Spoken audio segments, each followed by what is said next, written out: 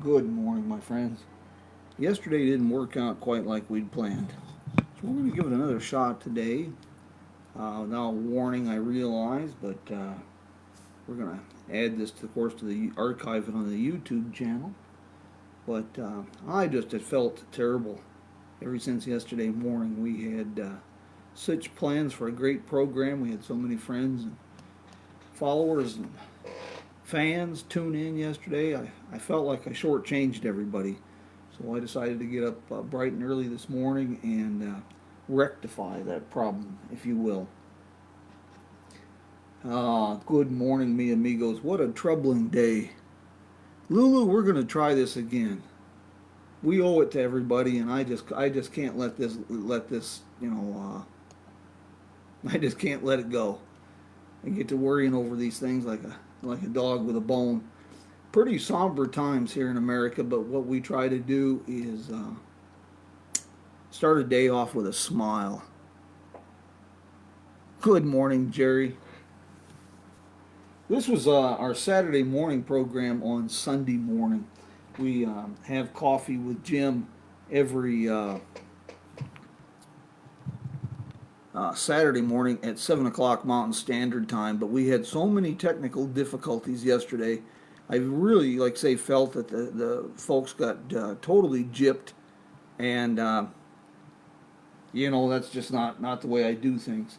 So good morning. I'm glad that you could join me. Grab a cup of coffee, cup of tea, pull up a chair. Let's visit for a bit, and see if we can start the day with a bit of a smile or at least a grin. And we'll go from there. Good morning, Shelley. This is so I don't get anybody confused. It is not Saturday morning when we usually do coffee with Jim. It is Sunday morning, but I have to redo this. As promised last week, I'm going to be sharing a bit of Tombstone and Arizona history on today's program on our show and tell segment. And of course, I have some updates from the road from Jim Hinckley's America to share. Then we can talk electric vehicles and perhaps steam cars. And I will answer a few of your questions about Route 66 travel planning, tour groups, and how to get the most from an adventure on Route 66, America's most famous highway.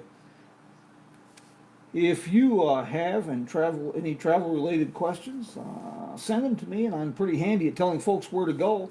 And if I don't have the answers, perhaps I can find someone that does.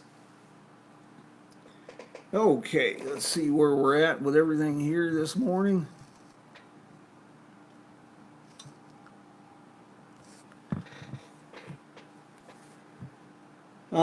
Okay, let's kick this morning off with part of our show and tell segment. This is where we started messing up yesterday. This is a piece of absolute Western history right here. This is a saddle carbine. This rusty, crusty link to Western frontier history is a Remington rolling block rifle. Kind of a unique little gadget. Let me pull this up for you and I'll show you a little bit about this and how this worked. These were extremely popular on the Western frontier. I wasn't too familiar with them until I acquired this one, this old relic, and I started doing a bit of research. This would have been these were invented in 1864, just right at the end of the Civil War by Joseph Ryder. But production didn't commence until 1867. And this was the rifle carried by troopers riding with General Custer at the Battle of Little Bighorn. And next to the Sharps rifle, this was popular with buffalo hunters. And I was really surprised to learn that this gun was produced in a variety of calibers until 1918. And another little item that I learned was that this was that this gun was very popular with the Norwegian and Swedish armies. They used this rifle in the late 19th century. Okay, updates from the road. I received this note from Fran Hauser in Adrian, Texas, famous for the Midpoint Cafe, Midpoint Park there. Quote, Thanks to all of our Route 66 friends who supported us through the years at the cafe and since 2012 at Sunflower Station. Brody and I loved each and every visit. However, life moves on, and it's time to sell the old station at the midpoint. Here's a great business opportunity as the station is located next door to the fabulous 40 Motel and the Midpoint Cafe and is across the street from Midpoint Park, one of the top photo stops on Route 66. For more information, call Fran at 806-681-7442. All right. The Route 66 Museum in Clinton, Oklahoma will open to the public on Tuesday, June 2nd, 2020. The new hours of operation are Tuesday through Saturday from 9 to 5. The Route 66 Association of Kingman is launching their summer membership drive. Dues come out to about $8.35 a month, which is $100 per year. Every single dime goes towards mural projects, graffiti cleanup, monthly meet and greet open to the public, receptions for groups such as last year the Dutch Route 66 Association, Kingman area promotion, neon sign acquisition, and other projects. If you've seen the mural of the trains on the city's signature water tanks down on Route 66, that's just one example of what the association has accomplished. They've been there since 1994, quietly promoting Route 66. For more information, contact the association at 928-753-1314. Okay, plans are afoot for a Zoom meeting with business owners, tour company owners, and tourism directors. The focus of the meeting will be the current state of Route 66 tourism, development of corporate cooperative partnerships for marketing and promotion, and looking towards 2021. If this is of interest, drop me a note and I will provide details. You can find ways to contact me through the contact page on our website, jimhinckleysamerica.com, and you can also contact me through Facebook Messenger, the Jim Hinckley's America page. And as always, we are busier than a one-legged man at a behind kicking contest here at Jim Hinckley's America. I'm not real sure how much I'm actually accomplishing in this crazy, crazy time that we're living through right now. But I guess if you throw enough stuff against the wall, something's going to stick. And besides, I've really saddled up for this, and I have a responsibility and an obligation. So we try to keep, that in mind with everything we're doing. With all that long-winded introduction, let's see what we've got. I'm writing a weekly column on automotive history for Motoring NZ out of New Zealand. You can find those columns at motoringnz.com.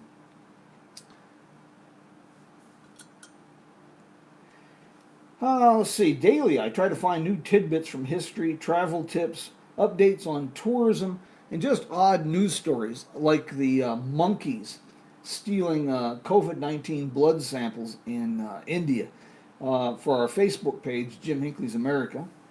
And I must be doing something right.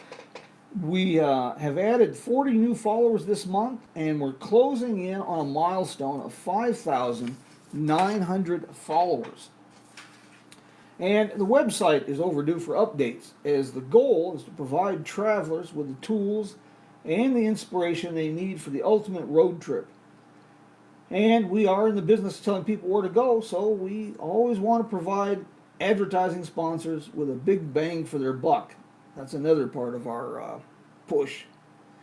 So we're going to try to add some more On the Road with Jim programs to the YouTube channel very shortly. I've got a couple things in the works there. These will not be scheduled programs. They're just going to be spontaneous. They just appear, and they'll be posted on our Facebook page, and then we will be sharing them and archiving them on the YouTube channel.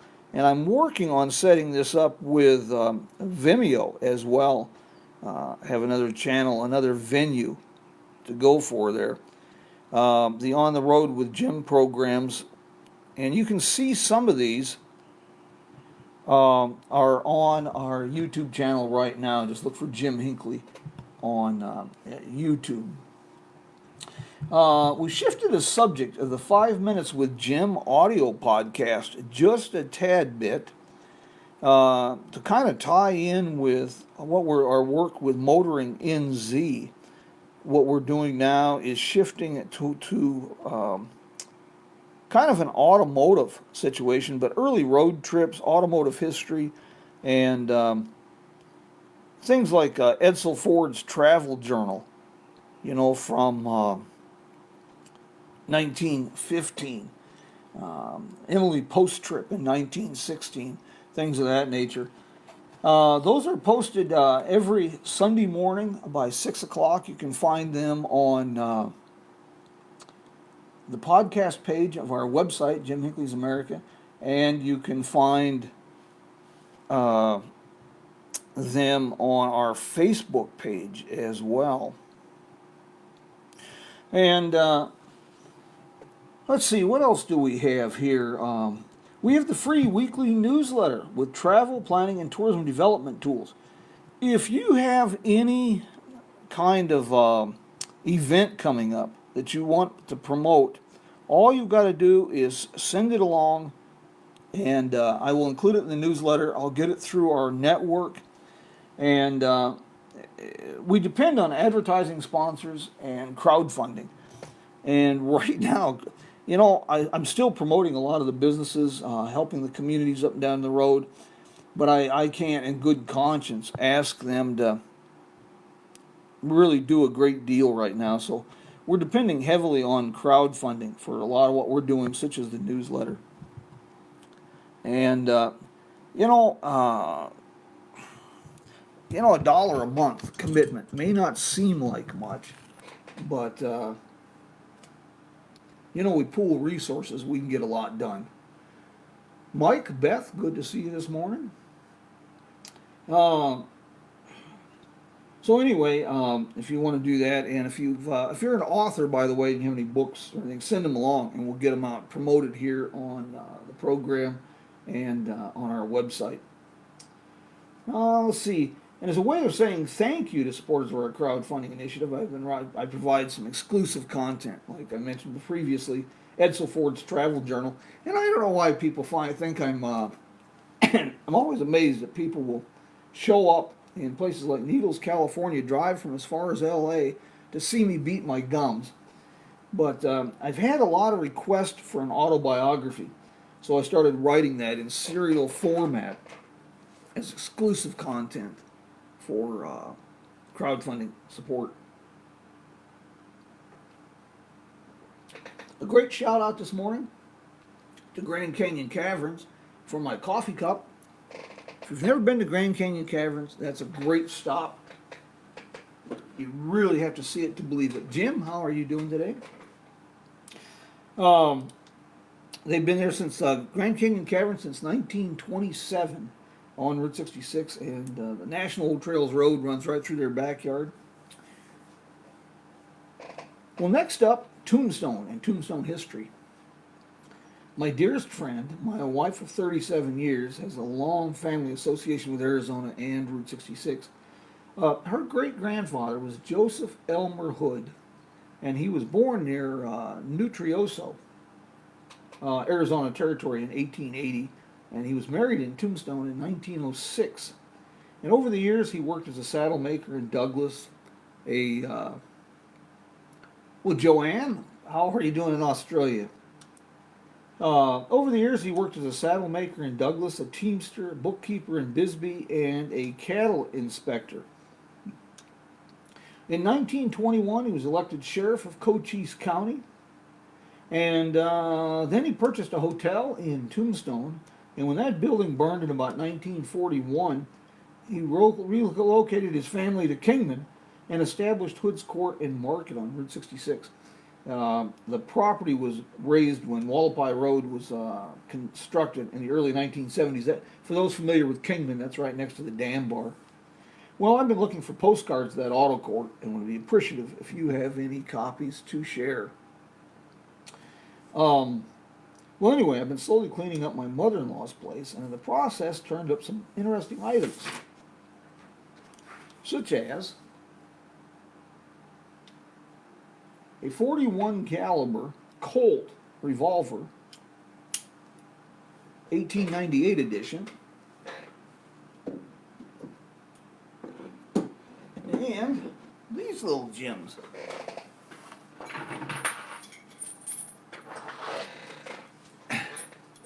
From the days of Tombstone and his stint as a sheriff down in that country. Times were a little bit different. We didn't worry so much about prisoners' comfort, I'm afraid. Pretty crazy.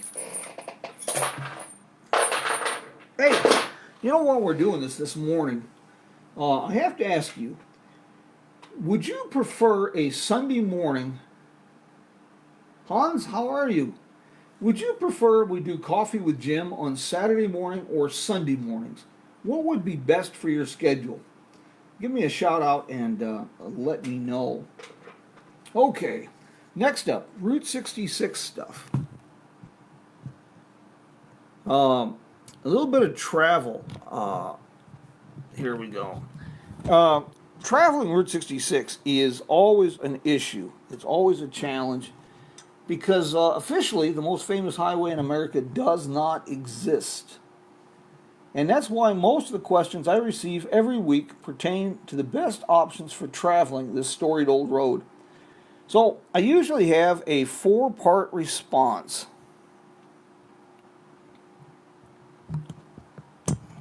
One is to pick up a copy of a little guidebook that I can highly recommend. I know the author very well. And the book is Travel Route 66 by Jim Hinckley. Some of my favorite places, there's tidbits, places to photograph, don't miss locations, a little bit of history, a little bit of trivia. It's not so much, a guidebook, I should per se, as far as directional, but it's my favorite places. And we have an old standby. Jerry Mcclanahan's Easy 66 Guide for Travelers. This is kind of an odd throwback right out of the 1950s. It's hand-drawn maps, lots of notes and directions. And it's really good, but it's a little difficult if you're traveling by yourself, things of that nature. So I recommend both of those. They'll enhance your trip quite a bit. But the Route 66 navigation app is highly recommended. I can't say enough about this. And while you're at it, the Route 66 navigation app, the fellows who are behind this have also developed the Route 66 Mother Road Passport. This is probably, this is really a neat little idea here. So let me get right to this, and I'll share this with you. We'll pull this up and make this happen. The Route 66 navigation app is hands down the ultimate offline turn-by-turn guide available. And when you combine that with the passport, which to me is the ultimate customizable souvenir, you get these together and you won't get lost, and you'll get the best out of your Route 66 trip. The app also has event listings and an expansive guide to restaurants, motels, attractions, and Mother Road Route 66 passport stamp locations. You've got Joyce Cole's artistry, places where you get some history, advertisements, and places where you can get your stamps. And your stamps come with souvenirs at these various locations. And of course, you've got some great pages to collect autographs, make notes of where you found the best pie, because it does run together after a while. Let's see here. I also, when I get these questions about traveling Route 66, there's a lot of tour companies. I work with 32 different tour companies, and I can recommend each and every one of them because they're very knowledgeable, very passionate, and they work really close to ensure that their travelers have a great experience. One would be Gilligan's Route 66 Tours out of New Zealand. They put out a great guidebook, have their own GPS unit. They're not a real rigid tour.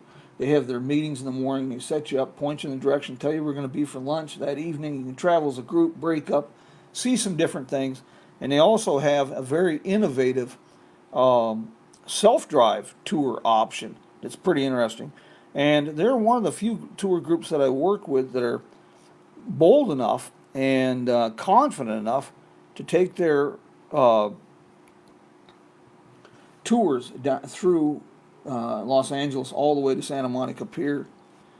And another one that I work with closely that I can highly recommend is Dale Butel's Route 66 Tours out of Australia. Another great company if you want to do motorcycle touring or if you want to do Route 66 and combine it with some things. They do Sturgis in South Dakota, the motorcycle rally, some great national park tours through the western United States. And I know right now we're not doing a lot of traveling, but you know, a trip of this magnitude, especially for our folks from overseas, you want to really plan this thing out about a year ahead of time. Maybe we can find time to talk about these companies, the different options they offer, and do a bit of a comparative study in the next week or so. Okay, I've been beating my gums for a half an hour, and that means it's time to wrap this thing up. As promised, a bit on electric vehicles. Let's start with this. When do you think the first electric vehicle was put on the streets? Anybody want to hazard a guess? Well, you know, I've been studying automotive history and writing about it for 30 years, and I really don't know if anybody can pin down an exact date. But here's a hint. On September 13th, 1899, Henry Hale Bliss stepped from a streetcar and into history when he became the first pedestrian struck and killed by an automobile. He was hit by an electric taxi in New York City. I don't know how slow Mr. Hale had to be, but that's beside the point, isn't it? Here's another thought. The first car imported into Hawaii was a Woods Electric. These were manufactured in Chicago. And that same company, in 1917, built a nifty little car they called the Dual Electric. Now, this car operated as an electric vehicle in town and used a 4-cylinder gas engine on the highway. Can you say hybrid? Well, if you thought the electric car, a hybrid, was a recent development, there's a surprise for you.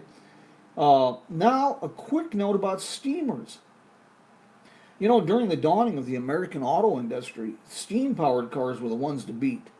In 1906, Fred Marriott drove a Stanley to a speed of 127.6 miles per hour and set a new land speed record. The next year, he drove another Stanley in pursuit of a new record.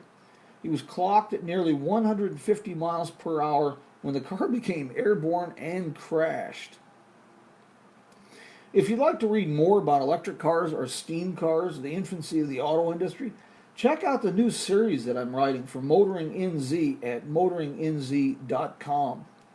And you can also find these stories on the blog post page at jimhinckleysamerica.com. And that takes us to a shout out to this week's sponsor. Delightful, magical, wonderful Cuba, Missouri, home of the Route 66 treasure that is the Wagon Wheel Motel.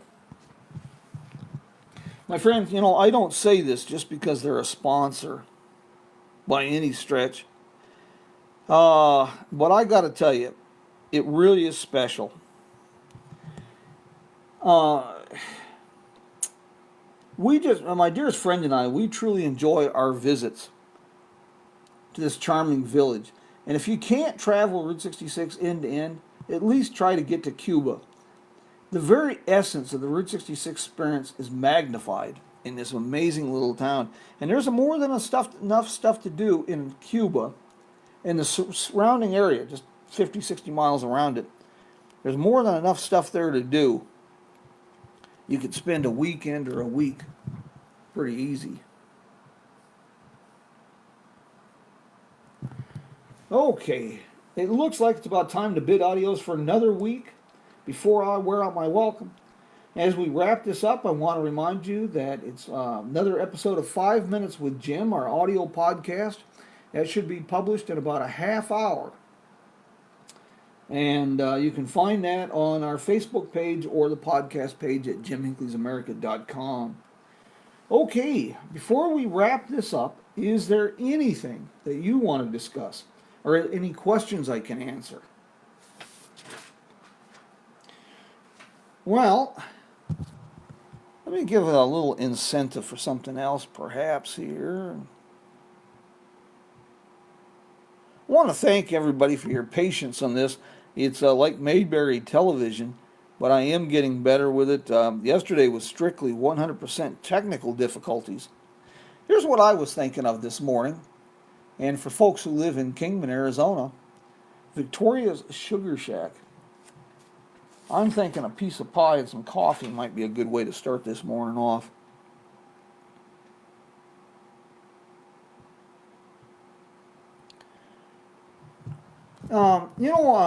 Like I say, I've been asked both Saturday and Sunday, but I'll let you know. Stay tuned. Follow Jim Hinckley's America, and we'll see. We might be just switching from Saturday to a Sunday morning program.